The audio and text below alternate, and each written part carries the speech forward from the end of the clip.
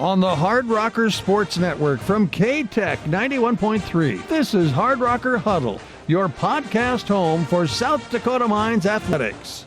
I'm your host, Josh Van Valkenburg-Gernert. Just a little bit of info, background on the podcast. This is kind of where we talk about a little bit more of a focus on, what goes on with people's backgrounds rather than what happens on the court, on the playing surface. My first guest today is head coach of the South Dakota Mines football program, Charlie Flohr. Let's kind of start by just talking about, you grew up in Gillette, Wyoming. What was that like? What was your family life like? Siblings? Sure, grew up in Gillette, Wyoming. My dad worked for the Burlington Northern Santa Fe. And that's ultimately what took us there. I was actually born in Alliance, Nebraska, and then we moved to Sterling, Colorado for a couple years, and then when I was 5, we made the trek to Gillette. It was a very growing community, with all of the coal and natural gas and, a lot of the energy stuff that goes on in Campbell County. It was a booming time. So there was a lot of growth, a lot of things that were going on. My parents still live over there, which is exciting because I'm able to go back and see a lot of old friends and family. Grew up there. My sister, I do have one sister, Becky. Her and her husband live over in Powell, Wyoming. They've got two kids themselves, which is, great. Now that we're closer to home, we get to spend more time with them. But, it's, Gillette was a good area for me. It was, an area that, kind of taught me a lot about myself, kind of that blue collar work ethic. A lot of people in that area, really had to work hard for what they got. And, that was, one thing that was instilled to me at an early age, by my parents as well as, my grandparents and a lot of other family members.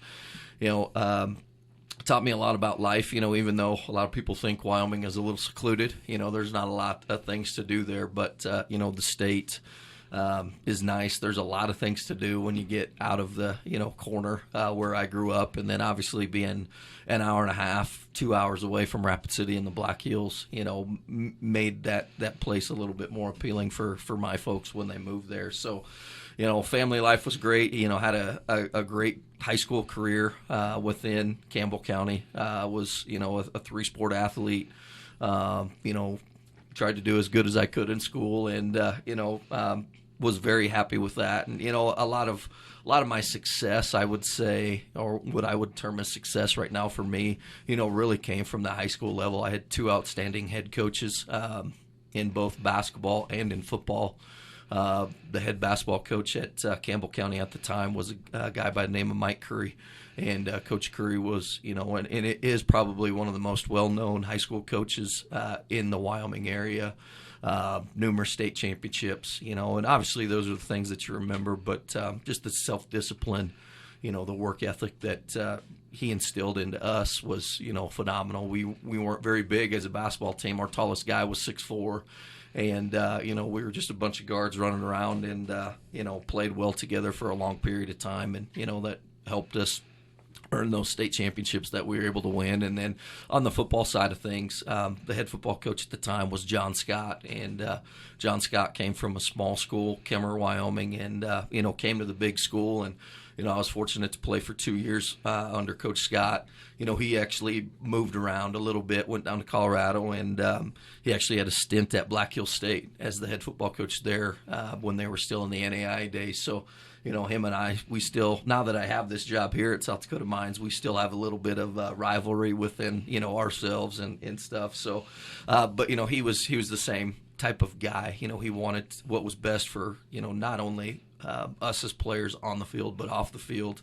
And, instilled a lot of great things into me and stuff that I still use today within our current program and what he taught us all the way back in high school. So, those 2 gentlemen growing up were, really kind of my second and third father, and, I'm very appreciative for those 2 gentlemen in helping me get to this point.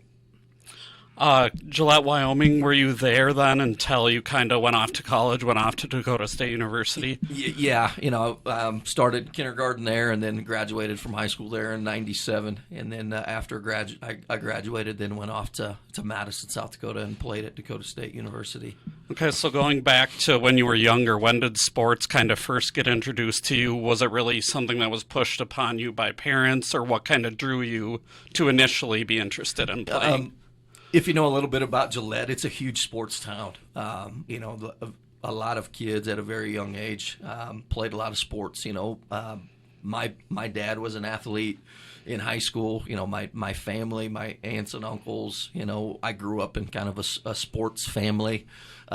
Really, only one of my family members, my uncle, was a coach. He was actually the head wrestling coach at Mobridge High School in South Dakota, and he was the wrestling coach when the Shear brothers came through. So, if you know a little bit of history in regards to South Dakota wrestling, the Jim and Bill Shear are pretty well-known names. And so my uncle was their high school coach. But other than that, it was just something that I, grew in love with, being in Gillette. A lot of our friends, my friends and my parents' friends were involved in sports. My best friend, his dad was the PE teacher at one of the elementary schools. So, it was just one of those things. I kind of surrounded myself with those types of people. And, my parents were very influential in regards to, kind of letting me make those types of decisions and what path I wanted to go. And probably about that third or fourth grade age when sports probably started to become very important to me. Didn't know it was going to end up being my career, but something I knew that I could do extra and learn a lot from.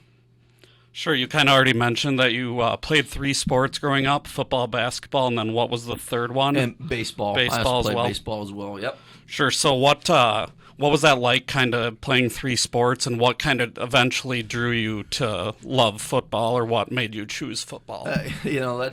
That's a great question. I think a lot of it just had to do with, like you said, the Coach Scott just being very inspirational in my life. And, even though I was a little bit undersized coming out of high school, just the potential was there, and I played quarterback in high school, went to college and played receiver, and then was also a punt returnman. So, it's just one of those things that, I think the more I was around it, I didn't play it until I was in 7th grade, didn't do anything in junior year football or flag football or anything like that. And it was just one of those sports that I, continued to grow and love. And, I always tell our kids, and, football is probably one of the greatest sports on earth, is, trying to get 11 people to do the same job time after time again. And, there's just not a lot of the sports out there trying to get that many people to do the same thing repetitively through the course of a 3-hour game. So, there's a lot of little intricacy things within the game that,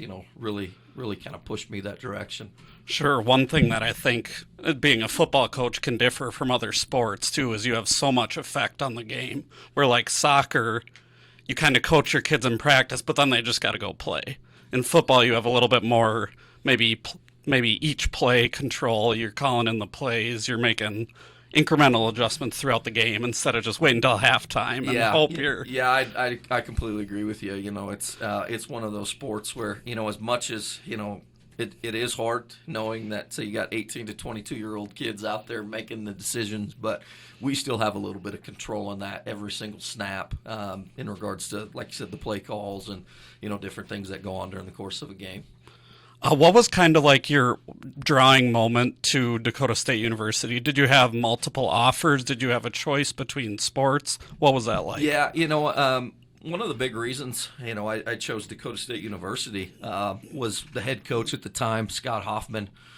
He actually, did some stuff at the University of Wyoming when my high school head coach was a GA down there. So Coach Hoffman was, just a very down-to-earth family guy, which is something, I was looking for. Computers were a really big thing, 20, 25 years ago. Now I'm starting to date myself, but, it was really big at that time. And Dakota State University was one of the few institutions here in the Midwest that was really pushing the computer aspect. So I went over there and got a health and physical education degree, but also got a computer education degree, which, I knew at that time was going to be, something that would potentially help me out in the future. No matter what direction I went, if it was high school coaching or teaching or continuing to, coach at the college level. I did have some other offers within the old SDIC conference. But, it was Madison was, about 6 hours away from home. So it was still a little, somewhat close to home, but also far enough away where I felt I needed to, move and grow and mature a little bit. Have lots of family within the Sioux Falls area on the East River side. So, I knew if there were some things that I needed help with or anything like that, I could still have some family close by. My freshman year, I also played baseball at Dakota State, and which was something that I just loved to do, and they were obviously very helpful within that, in allowing me to play two sports for my first year, and then after my freshman year, just decided to stick with football the rest of my career there. Sure, and I know you had you had a punt return record when you graduated. Can you just kind of go through, what you were proud of, some stories about while you played there? Oh, yeah, there's a lot of good stories coming from Dakota State. It's at that time when Coach Hossman took over, we were a 2-8 football team, and my junior year we end up 7-3, and we're about 15 seconds away from making the playoffs. And, just probably watching, that program grow, program mature. Coach Hoffman and his staff did an unbelievable job of recruiting, kids that really wanted to be there. If you've never been to Madison, it's not a big city by any means. There's a lot of things to do there, but it's a small town. And, we felt it took special people to be there. And, just to watch our team grow and mature, really from my freshman year up until my junior year, just watching the growth and development within that program. And, those are things that, I'll remember, the records and the games. There were a lot of good ones that, very happy and thankful for to playing. But to me, it was all about the relationships. Having Coach Winter on staff here at South Dakota Mines has been, big for me. And, that's really where it started. Him and I became really close friends when, we were in college and just always kind of stuck together. And, that's, to me, in this profession, that's what it's really about. So. All right. Just kind of going into, from there, what initially drew you into coaching, and then what kind of made you realize this is what I want to do for the foreseeable future? Sure. Yeah. After my junior year and then into my senior year, we had a coaching change. Coach Hoffman went down to Wayne State, Nebraska, and was the head coach there. And then the coach that they promoted, a guy by the name of Mark Bergen, who was the initial recruiter for me when I went out to Madison. He became the head coach, and then he actually hired a new guy as his offensive coordinator, a guy by the name of Adam Dorrell. And both of those guys had ties down to Northwest Missouri State. They were both GAs down there. Coach Dorrell played there. And, I was very fortunate to actually play my first 4 years. I didn't redshirt. So my fifth year when I was finishing up student teaching, I was able to be a student assistant. And, those two guys were very instrumental part of that and, getting me into the coaching side of things.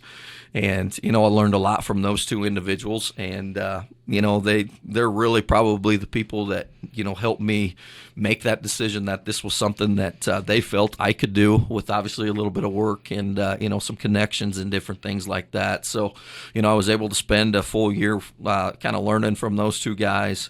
And, those two are really the ones that, really helped me get down to, Northwest as a graduate assistant and, continue to move my career forward that way. Sure. And then you already mentioned first being a GA at Northwest, then you kind of went to Truman State. What were those early years like for you? Obviously very challenging, going down to a place that I didn't know much about, being from Wyoming and then being in South Dakota. Going down to Northwest Missouri, I was really nervous when I went down as a graduate assistant for my interview. Coach Churchma was the head coach at the time, and typically at those smaller schools, they have a tendency just to hire former players or people within the program.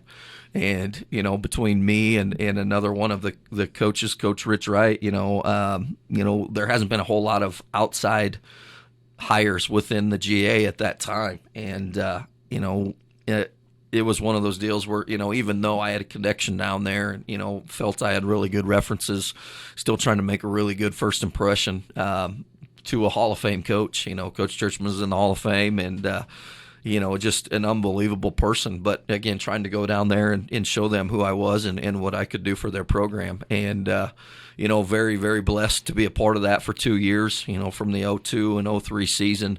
We were able to win 2 conference championships in that time, make the playoffs in 02 and end up, eventually losing to Northern Colorado in a really good football game in Maryville. And then 03, we didn't make it. We were an 8-3 team. There was a 5-way tie within the conference. But, those 2 years were big for me, really kind of solidified the direction that I wanted to go, getting a master's degree from there. And then, my wife at the we weren't married my first year as GA, but my wife and I got married after that. And, those were some tough conversations, are you prepared for this? And, Amy's been all on board the whole time, which is obviously great. But that was kind of the defining time for, hey, leaving this place is going to be hard, but, I've got to find a full-time job. And, obviously, that was 2 very good years and really helped propel me to get where I'm at today. Sure, yeah, you kind of mentioned the family aspect and having supportive wives. That's critical in this profession, even no matter what position you're in. It's just having somebody who supports you and is willing to pack up and move at any time is just it. Yeah. She's been a blessing for me, and we've got 3 boys, and she runs the house and makes sure that all of us know exactly what we should be doing about every minute. So, all right, then kind of going from there, you went back to Northwest Missouri State, and I kind of just wanted to run through a little bit of the successes you guys had while you were there. 4 NCAA championships, 10 conference titles, 123-10, and then beyond that, I don't know. There's so much here, I can't go through all of it, but you had several players, several offenses, top of the country. What was that like? I think for me, looking back at my career at Northwest Missouri, we were able to sustain a lot of success. A lot of people don't know, but when you look back at the history of Northwest Missouri, when Coach Churchma took that program over, it was 1995. And, their first year was they were 0-11. And then the second year he went 6-5. And then after that it was 11-2. So in 3 really short years he was, able to take a program over and, really make it into what it is today. And, I kind of came in the middle part of that, almost the early stages. And like I said, in 02 and 03, went to Truman for 2 years, 04 and 05, and then Mill hired me back in 06. But from 05, 06, 07, 08, we were really kind of known as the Buffalo Bills of Division II football. We lost 4 straight national championship games. All very close games. But those 4 years were obviously very hard for us as coaches, just to see the amount of work that those kids had put in. And, in 2009, we kind of got that monkey off our back, so to speak, and beat a very good Grand Valley team down there. And, that was probably one of the more, exciting moments I had within my career, was just see that group of seniors really end their season, the previous 4 years as runner-ups. And then, that 09 team really, and we had some close games, but, you could just see it in their eyes the further we got along in the course of that year, that we had a really special group. And, they all obviously put the cherry on the top of that season in 09. There's a lot of things. We could sit here, probably all afternoon and talk about each year and each game. Every one of those years was special. I built a lot of relationships with a lot of players, during the course of that time. Still get messages to this day from a lot of the former players that I have, just thanking me for, everything where they're at. And, obviously seeing the success that we've had here at South Dakota Mines and, just continuing to send message. And to me, that's what it's all about. Last summer, my youngest was a ring bearer for one of our former quarterbacks' weddings. And, just like I said, you don't get into this profession to make a lot of money. It's all about relationships and building those, and again, never knowing what's going to happen within the profession. And excuse me, you never know what's going to transpire within that, and you may need those relationships to help pick you up. So for me to spend really, 16 years, 2 as a GA, and then the other 14 as a full-time coach, I still talk to a lot of the players. I still talk to a lot of the coaches, that are still there, or even the guys that have left and move on themselves, and still have really good relationships. And the great thing about it is, we don't talk about those games. We don't talk about the victories, and we don't talk about the close losses. It's, how their wives are doing, how their kids are doing, and, just really trying to catch up on that. Knowing, within our profession, we do miss a lot of that. We spend a lot of time together as coaches, but we don't spend as much time as we need as parents or dads sometimes. So we always want to make sure and catch up with, how their families are doing. So, very, very blessed to have 14 great years at Northwest Missouri. It's one of those deals where when you look back at it, you always want to try and make a place better than you left it. And, I feel through, some of the things that we were able to do with some of the transition, some of the tough times that we had at Northwest that, I feel I can say that, I left that place better than I found it, and hopefully some of the things that I did there that they'll still continue to do, and when their coaches that are still there now, can say the same things after they leave. Sure, yeah, you kind of mentioned this being there 16. That's pretty rare for at least at this level to stay and be an assistant coach, and I mean you must have had other opportunities to be a head coach. What kind of kept you there, and then what initially drew you to say, South Dakota Mines is the head coaching job that I want? Yeah, I did, like everybody in the profession, when you're at a program that's established, the type of success that we had year in and year out, you have other opportunities, but when you're really trying to establish a winning culture like that, being consistent and having that camaraderie as a staff, in my opinion, is very important. And, we went through a long period of time where Northwest Missouri State didn't lose a lot of coaches. A lot of the assistants were there. A lot of the coordinators stayed for a very long time. And, that really transpires down to the kids. And when you're out recruiting high school kids and you're trying to recruit, new family members within your program, the kids see that, the parents see that. And again, in my opinion, I think that's what they want. They want that family type atmosphere. And, when you've got a program that's, maybe kind of a revolving door in regards to coaches leaving, players leaving, administrators leaving, it's hard to earn and get that trust from those high school kids, when they're trying to make probably the toughest decision of their lives coming out of high school and what they're looking for.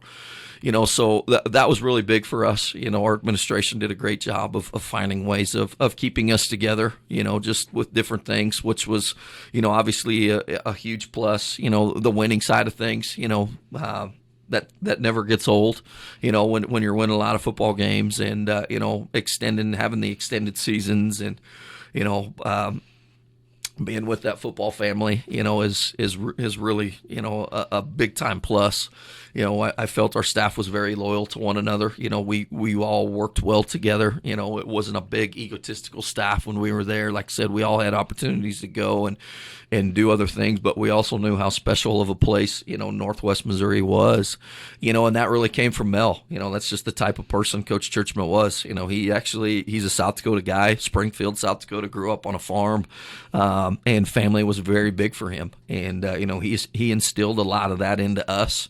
You don't have to work crazy hours, to be successful. Our first staff meeting wasn't until 8:00 in the morning, and we were typically out of the office right after practice. And he knew he had young kids, early in his career, and but his kids had moved on and became adults, and that's what he wanted for us. So there's a lot of those things that I think kept me there, for those 14 years. I was able to move up within the ranks of our program, which, I think ultimately helped me get this job here at South Dakota Mines, just because I had a lot of, different roles within that program. Starting off as a position coach and then, working my way up to, being a coordinator, being the recruiting coordinator, which is very big, especially at the, the lower levels. And then, getting the assistant head coach title, which was very big. Just, again, I took a lot of things off of Coach Wright's plate because I wanted him. I knew ultimately I wanted to be a head coach. And, all of the head coaches through the course of, my time at Northwest Missouri really, helped me, get to this point in where I'm at now. It got a little bit to the point, at Northwest Missouri where, winning was fun. We were doing a lot of great things, but, I was getting to the point in my career where I felt I needed a little change, and it wasn't because of what was going on at Northwest. It was just, for me and, myself personally, kind of taking that next step.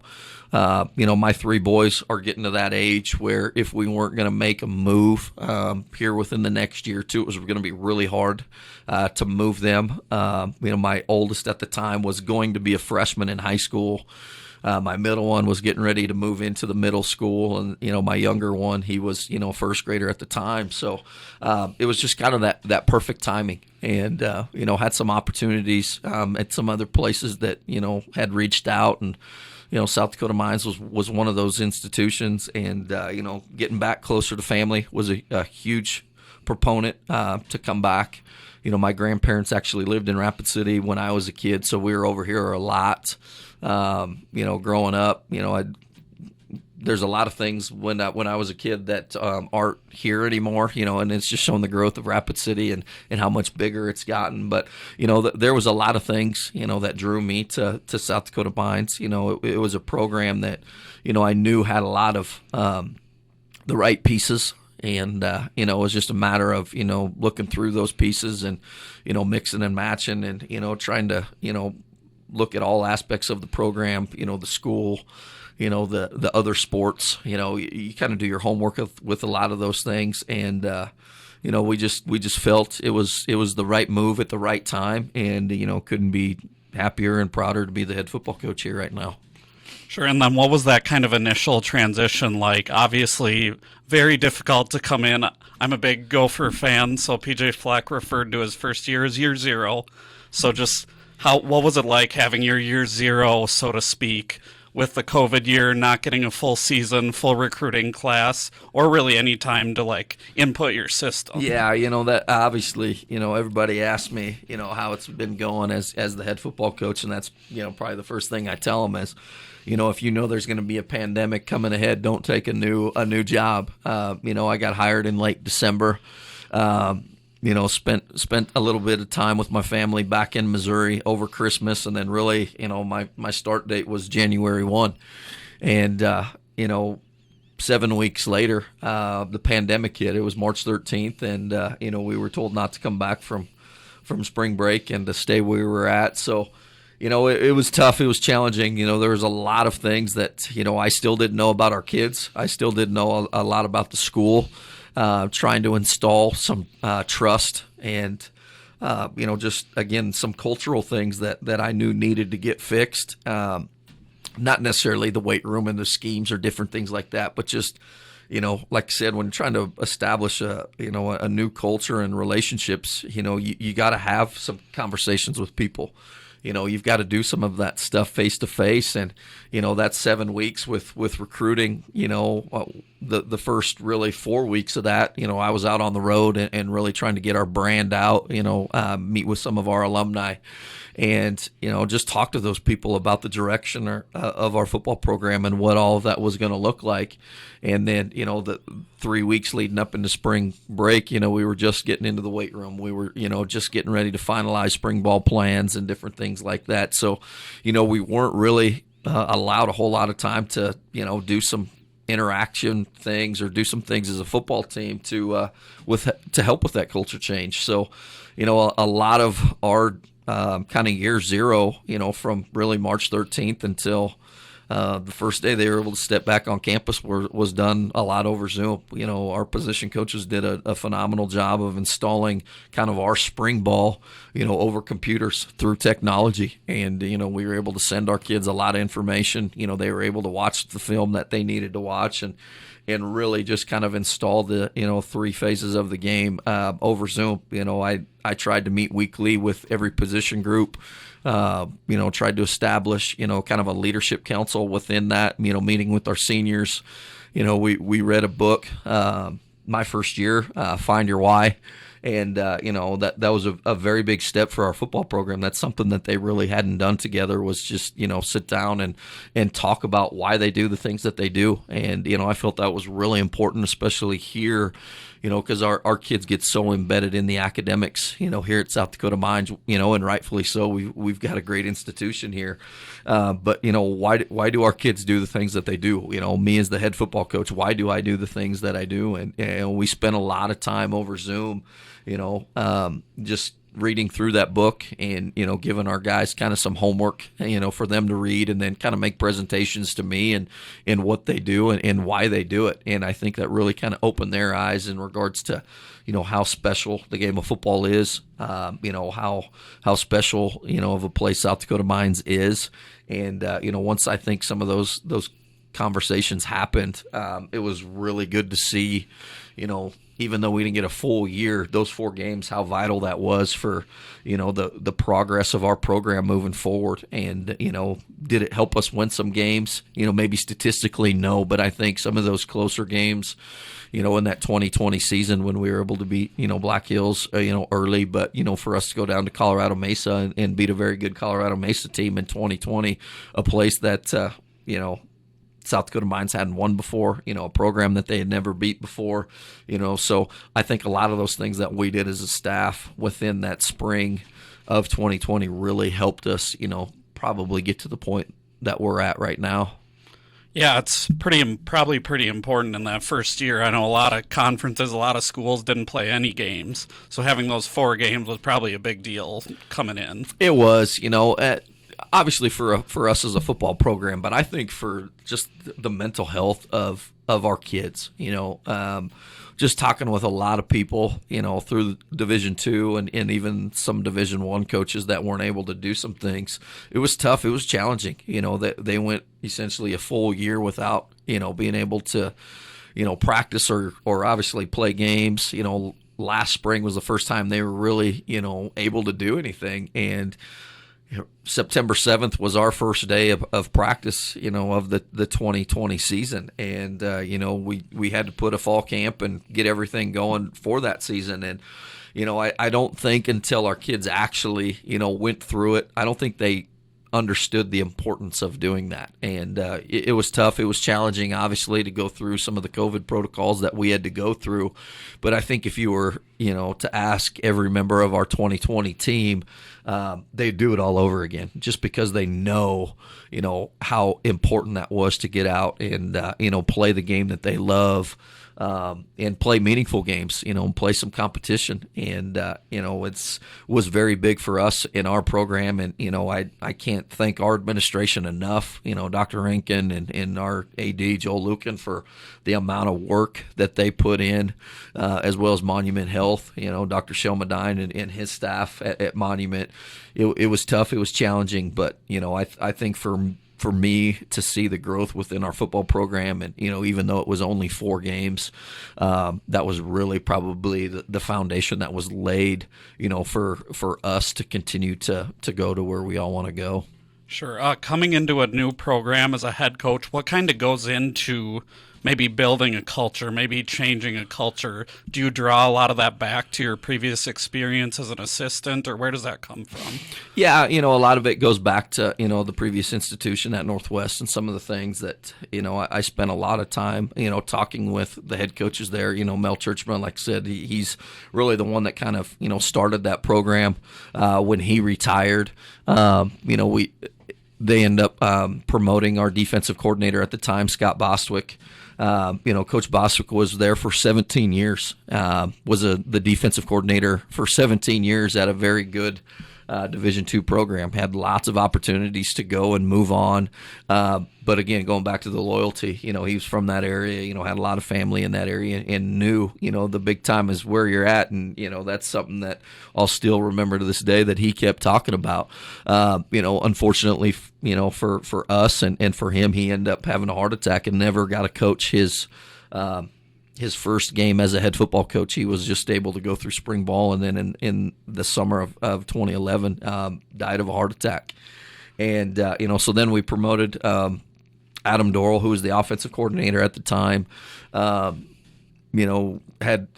5 really good seasons there. We were able to win 3 national championships, and then Coach Dorrell moved on to Abilene Christian, and then they promoted the defensive coordinator at the time, Rich Wright, to be the head coach, who's still the head coach there now. And the reason I bring that up is we were all at the same place for a long period of time, but each one of those 4 individuals brought their own little thing within the program. And, the culture was already set. The kids that we had were great. Everybody knew what the expectations were. But every single one of those head coaches had something that they really kind of put their own stamp on the program. And, when you go back and you look at a lot of those things, it just says a lot about the program. But for those individuals to know that they were, essentially, following somebody that was a Hall of Fame coach, or somebody that stayed there for a long period of time, or a guy that moved up to, the Division I level, everybody had to be themselves. And, they couldn't rely on what Coach Churchma, had really taught all of us. It was, their program, and they had to do what was best for their program. And, that was something that I knew I needed to do here, and so in regards to changing a culture, to me, it's all about relationships. You got to be honest and upfront with people, have those tough conversations, knowing that ultimately, you're doing what's best for the program. And, there was a lot of tough conversations within my 14 years, of being assistant there, in good ways and bad ways. But, those really taught me a lot about who I am, today, and, in building relationships, that's the most important thing. We talk about that all the time is, whether you're the right guard or you're the center, and you're playing next to a right tackle, if you don't have faith and trust in that guy, or you don't have a relationship built, it's hard to play for that guy. It's hard to do the same things together over and over again if you don't know who he is, what he's like, where he's from, what his family's, background is like. Those are a lot of the things we did over Zoom, and that we still continue to do. Just knowing, every year is a brand new group of guys, and we got to figure out, who they are and what they're good at, and just kind of creating that camaraderie between our group. So, those are probably the 2 big things that I took from that place, and still try and use here at South Dakota Mines. Tried to put my own kind of touches here, just in regards to how we practice, knowing the limitations that we do have from a practice standpoint, what our guys go through academically, and just trying to figure out what works best for us, but as well as still taking a lot of things that I was able to learn at Northwest and bring them within our program. Just going into a little bit of kind of a season reflection here. This year, first full year, started 2-0, first time since 2017, 6-5 for the first time in 6 years. Obviously, beating Black Hills State on the road is not easy to do. It's been almost 20 years since that happened. winning the home stake back-to-back years, D2 era sack record, 4 weekly RMAC awards, and then 3 all-conference selections, as well as 13 honorable mentions. How important are those things to, as goals going into this year and then moving forward in the program as well? They're very big for us. You stated a lot of great things that, any really first-time head coach, you'd look back and, man, the season was a success. For us to, go 6-5 in our first full season, having that winning season that hasn't been done, here in a long period of time, that was big for us as coaches and big for our players from a confidence standpoint. Knowing there were a lot of other close games where, it could have went either way. You look back at the Colorado Mesa game and it was a 13-10 game, for a chance for us to be 7-4. And then, you go back to the Black Hills State game, which again, it was a 13-10 football game. And, the ball could have bounced the other way and we could end up losing that game. And, I think, there's some big marquee wins, within the season. We went down to Adams State and didn't play very well the first half. In the second half, it was a totally different football team. A road team had never won that series game. And, for us to go down to Adams State and, athletically, talent-wise, I know their record may not show, but they're very gifted. They do a lot of great things. And then, the second to last game, we went down to New Mexico Highlands and beat a very good athletic New Mexico Highlands team and really, probably dominated that game from the 60-minute mark when it started to the end of the game. And, so those are the things that I think our kids are going to remember, and take away. There's some great statistical things, for us, for the individual awards. Our program's not going to be built on individual awards. It's going to be more on the team goals and team awards that we're going to achieve. But it just, again, it says a lot about the kids that we have within our program. And, our program's starting to get noticed a little bit more. And, I think that's good for us, as a program that's trying to come in and establish ourselves. Again, looking back, 2 years ago, when I looked into the job, just, looking at the talent that was there, looking at them statistically, and what was kind of missing, within that and why weren't they able to achieve some of those things. And, when you come in here and you're able to win some of those close games that hadn't been done in the past and, asking our kids, what are the things that we're doing and, them telling you the things that we're doing within our program, that are helping them out, to get us, to win some of those close games, obviously helps me and our staff know that we're kind of moving in the right direction that way. But, there's still some things that we need to continue to do within our program to get us to, not just be an average team within the RMAC. The RMAC is a very good league week in and week out. You got to show up. And, I think now that our kids had a little bit of that this year, with maybe the exception of the CSU Pueblo game. We were in every one of those football games. It was a close game. And, I think this group of seniors that's coming up, as well as everybody that's been within our program, knows that we're not far off, but what is it going to take, for us to, continue to move this direction, the direction that everybody within, South Dakota Mines and Hard Rocker Nation wants it to go. Just kind of building off that a little bit. Even the Colorado Mines game, maybe the result didn't look great, but you were competitive for basically 3.5 quarters. You had Western Colorado on the ropes after, first half, quarter and a half. Just being able to compete with those two teams who both are playoff teams is huge too. It is, you go back and watch both of those games, and you kind of touched on it. We played with Colorado Mines for 3 quarters down at their place. And, it just, again, shows the type of kids and people we have within our program. And, what is it going to take now moving forward to beat a quality team like that? I mean, they just won this past weekend very convincingly in their home playoff game, and they're in the top 8 teams in the country right now. And then, Western Colorado, Coach Baines has done an unbelievable job there, has really taken the things that they did at Chadron, and I'm pretty familiar with that program.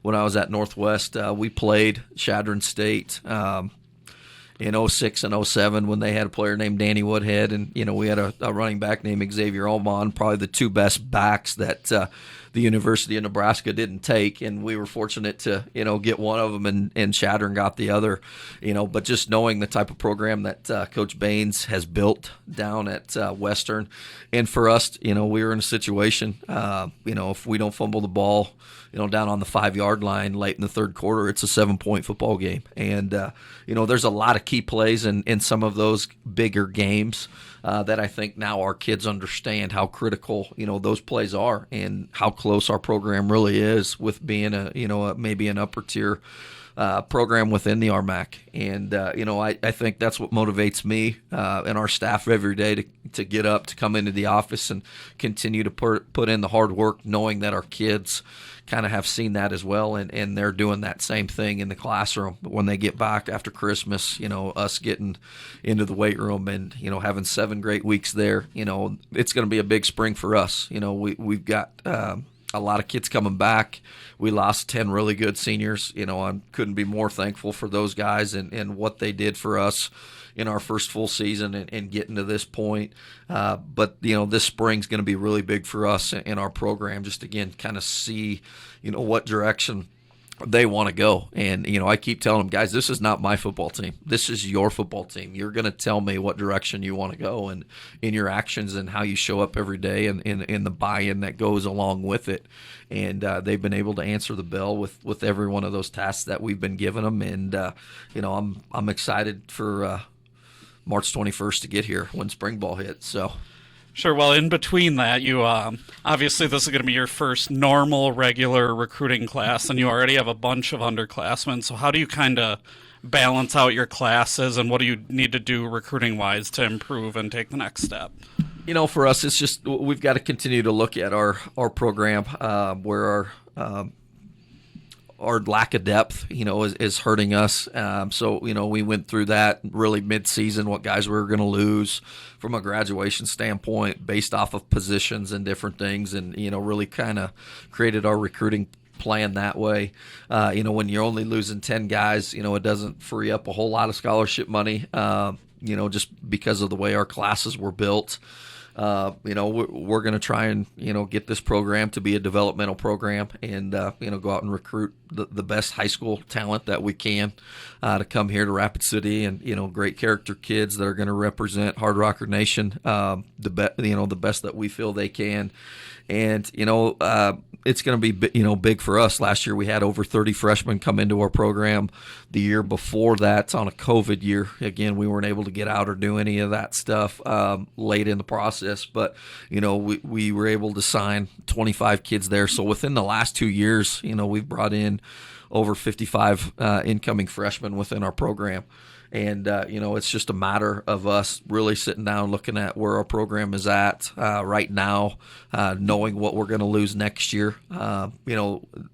With this whole COVID situation and giving everybody that extra year of eligibility has almost made it a little tougher on us. Just, our kids do have dreams and aspirations of playing at the next level, but, they do know what type of job that they're going to get after they graduate from here. And, when they've got that $70,000, $80,000 job, kind of dangling right there in front of it, are they willing to play that extra year? So, our roster from a classification standpoint has really changed.